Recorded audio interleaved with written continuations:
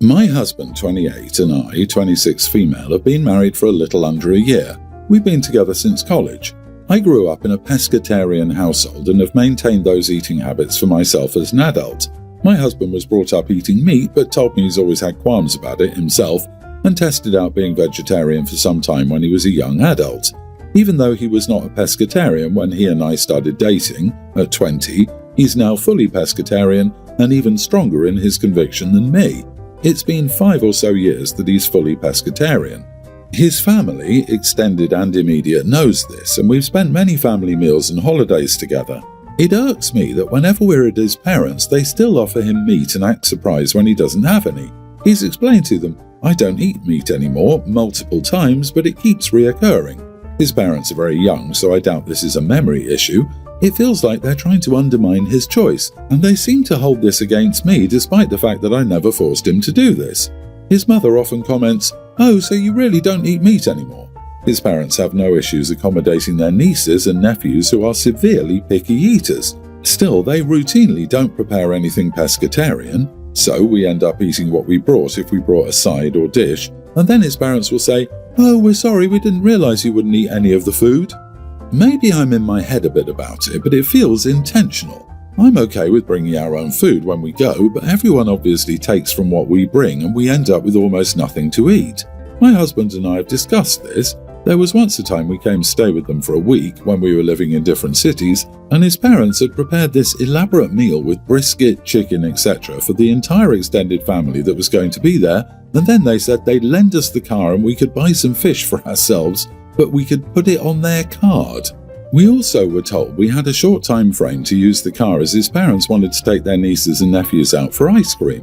We made it back from the store and his mum said, "Yes, well, by all means, I figured you'd prepare it yourself, but here's the recipe."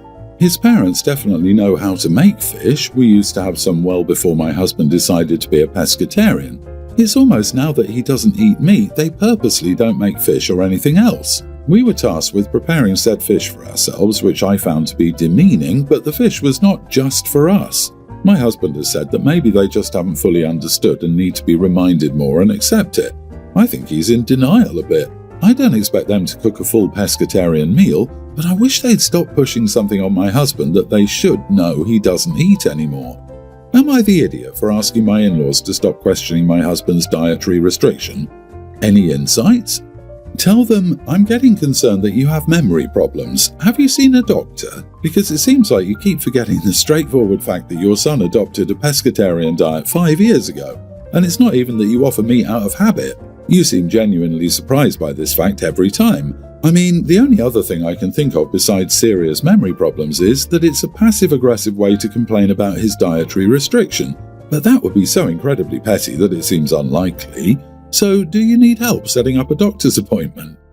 Not the idiot. And I don't believe for 1 minute that this isn't intentional. But since that's an unkind assumption on my part, I would absolutely give them the benefit of the doubt that it's early onset dementia or something similar. In this case, the kindest thing to do is ensure a doctor evaluates them. If it's not memory issues, then they're being petty on purpose and it's fine to point it out to them. And then add that omega-3s in certain fish will help with those memory issues. Oh honey, they know you're a pescatarian, they just don't care. Not the idiot if you ask them to stop, but I bet they don't. See above, they don't care. Also, you're not the idiot if you and your husband decide to stop going to their house for meals. If they ask why, tell them they already know why. Let him deal with this. It's his parents. I, a teen male, have a twin sister. Let's refer to her as Lara. Lara and I have splitting personalities, but for the most part we used to get along until high school. Since Lara was an outgoing person, she barely studied, if at all. She was obsessed with TikTok and stuff. Now, I'm not as outgoing as her. I mean, I still go out with friends, but only during the holidays, and we do activities like basketball. Yeah, you get the gist. Due to her dismal academic performance compared to mine, my mom always makes me tutor her. My dad knows about this, but he's busy with work all the time and travelling for different meetings, so he isn't really involved in this situation. My mom is a stay-at-home mom. Now, I don't mind teaching her, except that every time I try to teach her, she always manages to throw a fit or a tantrum, and I get blamed if she does badly in a test. Her tantrums range from screaming to throwing a fit literally on purpose, so I gave up. Next, she managed to fracture herself at a friend's house. Apparently she slipped and missed the landing. I don't remember too much, it happened 3 or 4 weeks ago, and ended up in a cast. According to the doctor, it should take approximately 2 months for her to recover and remove the cast. They taught her how to use crutches at the hospital, but admittedly she wasn't the best with it. Our house is 2 stories tall and there's a staircase to go up to our bedrooms. She wants me to carry her all the time. Now, this isn't an issue for me. I'm 5'11" and she's 5'7", and I'm much heavier than her, except I'm not free all the time, nor does she want to make an effort to use her crutches. For the past 1 or 2 weeks, I relented and had to do as she told me, or else she threatened to complain to our mom, who's busy in her own social life and gets angry when we complain to her, except she takes out all the blame on me. The last straw is when she called for me to take her down the stairs to drink water while I was on a call with a friend, finishing a group project due the next day. I had enough, and after the call I went to her room and told her that I was not her damn caregiver all the time and she needed to do stuff herself. Guess what she did? She called for Mom and I got in trouble again. Am I the idiot?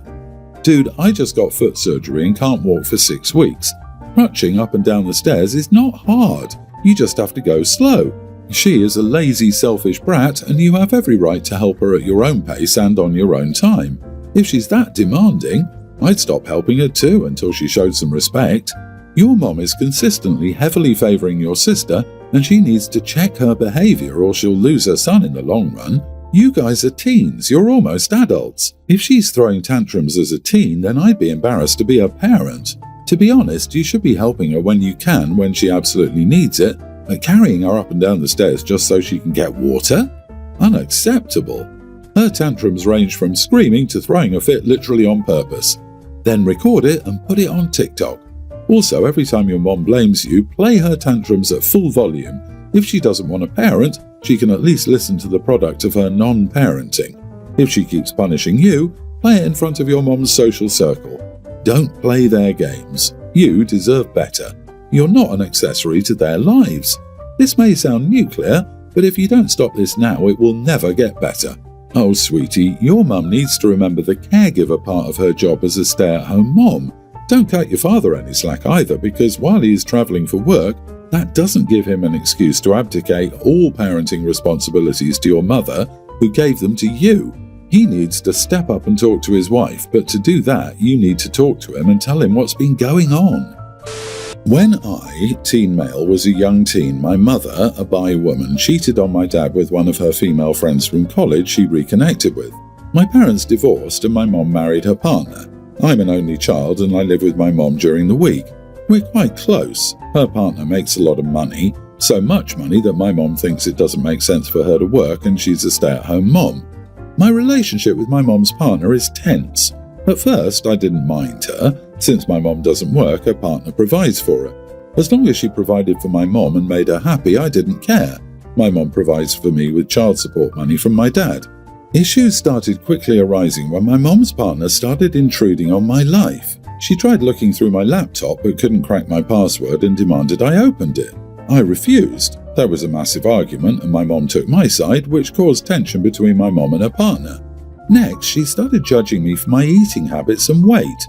She commented that I was looking chubbier than usual and should stop eating so much fast food. I literally eat what my mum cooks at home. She also demands since it's her house, I always keep my room clean and organised. I have no issue with this, she's right. What bugs me is that she will come into my room at about 6 a.m. and yell at me while I'm asleep to start cleaning. All this BS results in a lot of daily arguments between us. I've started going to my dad's after school instead. This causes my mom to freak out and beg me to go home to her. I hate doing that, but I love my mom and do it for her. A few days ago, my mom sat me down with her partner and asked both of us if we could figure out a way to get along. After a couple of hours of discussion, we agreed to try to be more respectful. Despite this, a lot of the same behaviour keeps going on. And today, on the birthday of my mom's partner, my mom asked if I was going to celebrate with them. I thought about it and said no. My mom told me I don't have a choice since her partner provides for her. We both owe her basic decency and respect. She told me to get ready and dress nicely since we were going out to eat. I had a forget this moment, so when my mom went to shower, I decided to leave the house and walk to my dad's place. My mom freaks out and calls me. I don't pick up, so she calls my dad and he tells her where I am. There was a huge argument between the two, and at the end of it, my dad congratulated me on standing up to my mom and her partner, despite being such a jerk to them. Am I the idiot? Not the idiot. I'm sorry, but your mum doesn't seem like a great person. From your story, it sounds like she just wants to live a cozy life with very little regard for the people around her. She's a cheater. She's not backing up her child. She cheated, left your dad, has you full-time, gets child support while she doesn't work, and treats you mostly as an afterthought. Why are people being rewarded for this behaviour? The question you need to ask your mum is, Mum, what are you doing to stop your partner abusing me? A follow-up question may need to be, Mum, Dad, would it be okay if I live with Dad full-time and only see Mum outside the home to protect me from the abuse? Or, Dad, I need adults' help to protect me here. Waking you up and yelling at you at 6 a.m. is abusive.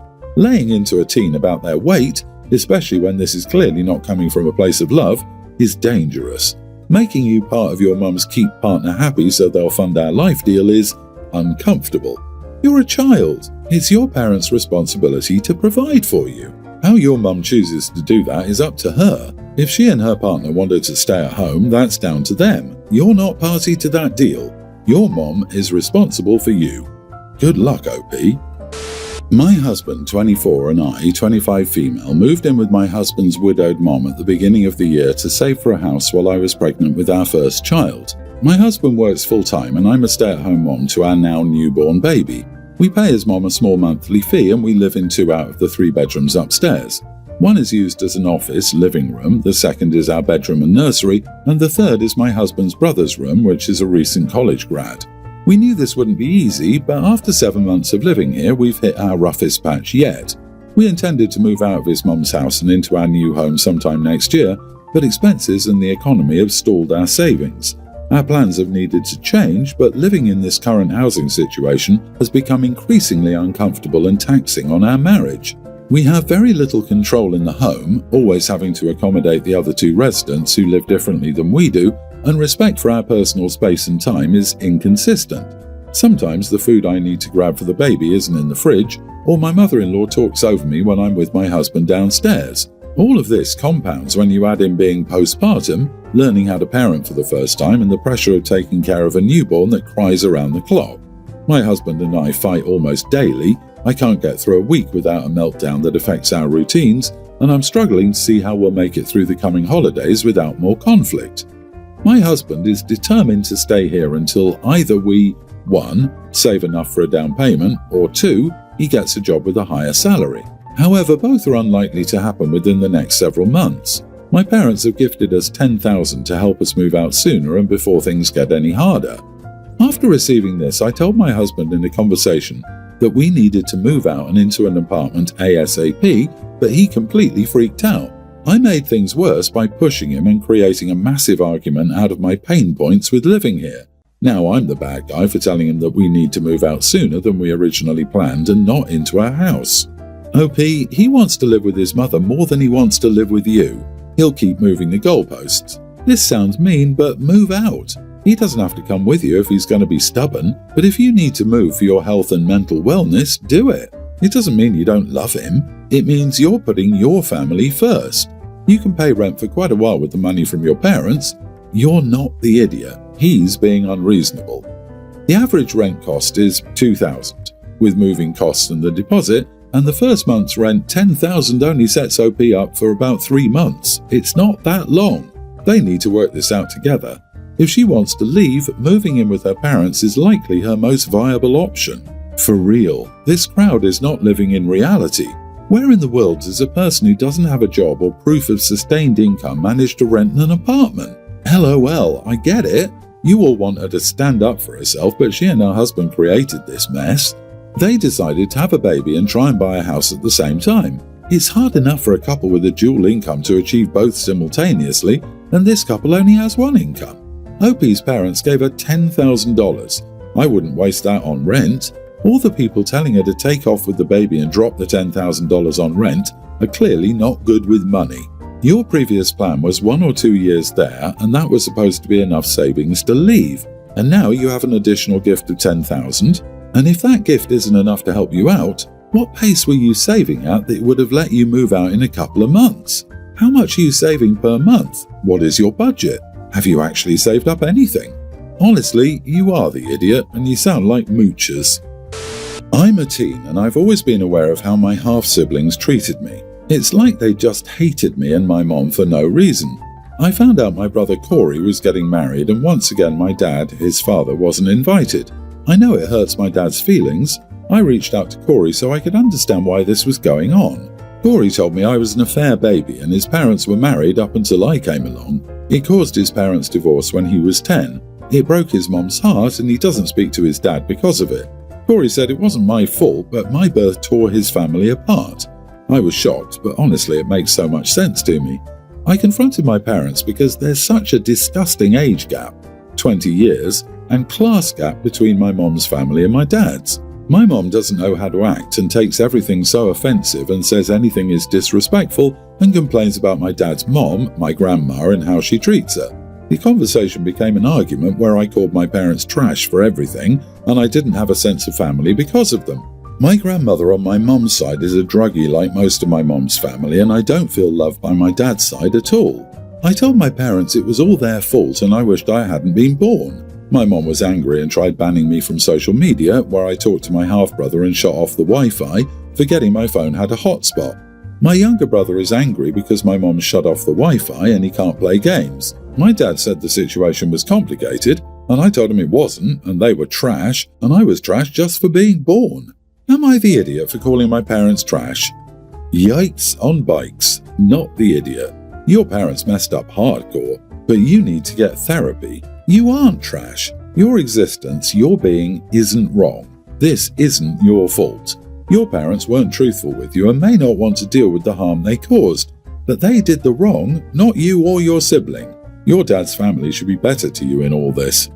Everyone's the idiot here. Look, bud, you got a lot of anger and hate in your heart right now. When you turn 18, go to college, move out, go no contact, or join the army or something, but all you're accomplishing right now is putting hate and anger in the world, which honestly isn't a whole lot to be proud of. Tell your brother the internet getting turned off was your mom's choice because she doesn't want to take responsibility for what she did. She'd rather blame you. Tell mom that her turning off the internet only means that you'll have to wait until you're out of the house to talk to your brother again. Remember, the circumstances of your birth are not your fault.